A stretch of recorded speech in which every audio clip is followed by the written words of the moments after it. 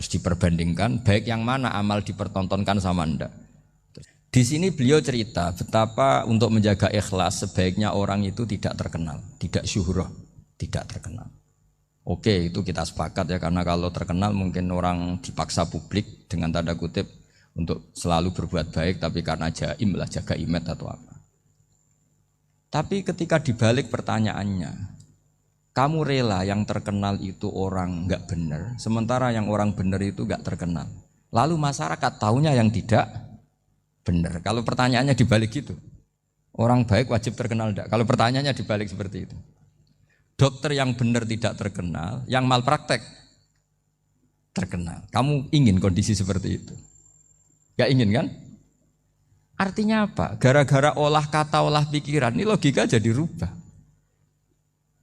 Lagi-lagi apa? Jawaban itu ada di kata-kata sebetulnya. Makanya bab-bab seperti ini tidak usahlah kita berdebat, berpolemik, sebaiknya orang itu humul, menutup diri, apa sebaiknya orang terkenal, itu enggak perlu seperti itu. Sudah terserah Tuhan saja. Saya beri contoh ya. Ini makalah yang ditulis Imam Ghazali. Ya, i'lam aslahaka Allah anna aslal jah wa intisarus sayyid atau sayyidi wal istihar. Wa huwa mazmum itu. Balil mahmudu al-khumulu illa man saharahu wa ta'ala li nasri dini min ghairi takallufi talabi syuhrati minhu. Jadi kalau kamu ingin ibadah kamu selamat ya kamu jangan terkenal. Tapi resikonya adalah kalau kebaikan itu tidak terkenal maka enggak dikenali. Kalau enggak dikenali berarti masyarakat hanya punya percontohan yang tidak baik karena yang baik tidak terkenal. Jadi itulah ulama-ulama dulu. Jadi apa-apa itu dibanding-bandingkan. Kemudian nanti kelihatan jawabannya itu kelihatan. Terus ada makalah yang sangat bagus sekali tentang itu. Saya baca ya. Wa yadullu ala dzalika anna Allah azza wa jalla amaral anbiya'a bi idharil amali lil iktida wa khassahum bi mansibin nubuwah. Wala yajuzu ayyudhanna bihim annahum khurrimu afdhalal amalen. Jadi orang yang terlalu mendewa-dewakan khumul itu menutup diri. Oke, itu baik karena dengan khumul, dengan menutup diri Anda tidak riya, Anda tidak pamer.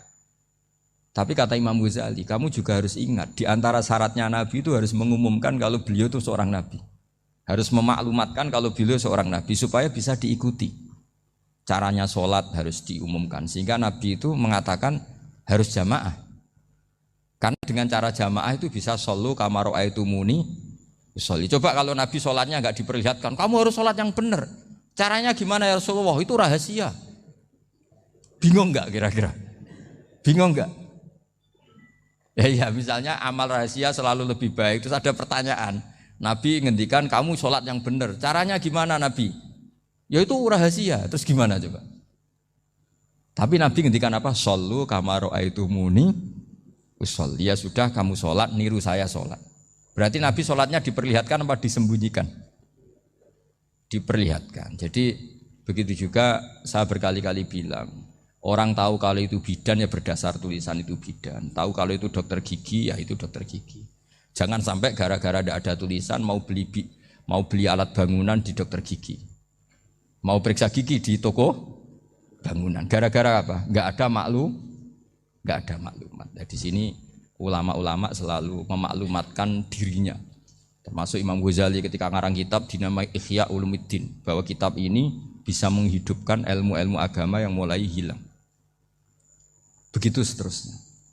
Jadi ini ngaji ya. Jadi orang itu harus ngerti ya. Jadi jangan nuruti emosi sendiri atau logika sendiri. Bahwa saya suka humul, ya monggo. Agama Islam menyediakan sarana itu. Uzlah itu ya punya sisi kebaikannya sendiri. Tapi syuhrah terkenal asal tidak nuruti nafsu juga punya sisi kebaikannya sendiri. Setidaknya umat ini punya satu master kebaikan yang mudah diakses.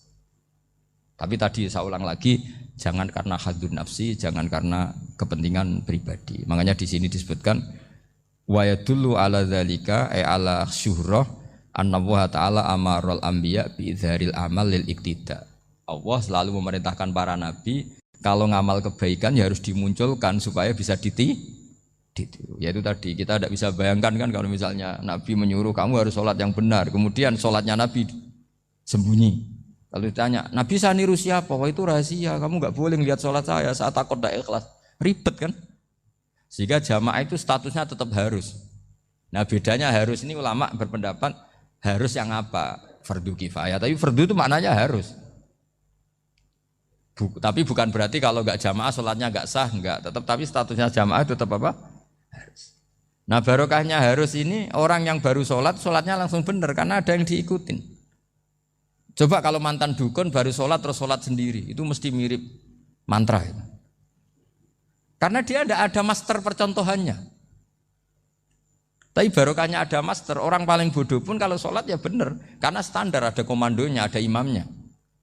Sehingga Imam Ahmad malah berpikir keras, syarat sahnya sholat itu harus jamaah. Cara pikirannya Imam Ahmad, keras sekali beliau.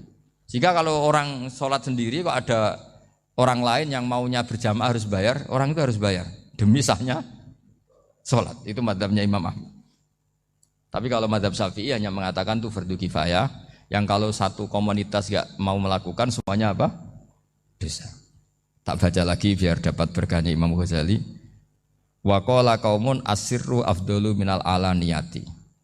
Terus kata sebagian ulama al alaniyah itu afdal minas sirri. Terus diperbandingkan baik yang mana amal dipertontonkan sama ndak. Terus kata Imam Ghazali, kalau orang itu bisa jaga tidak riya, maka sebaiknya dipertontonkan karena kebaikan harus yang muncul, bukan yang tidak baik yang muncul.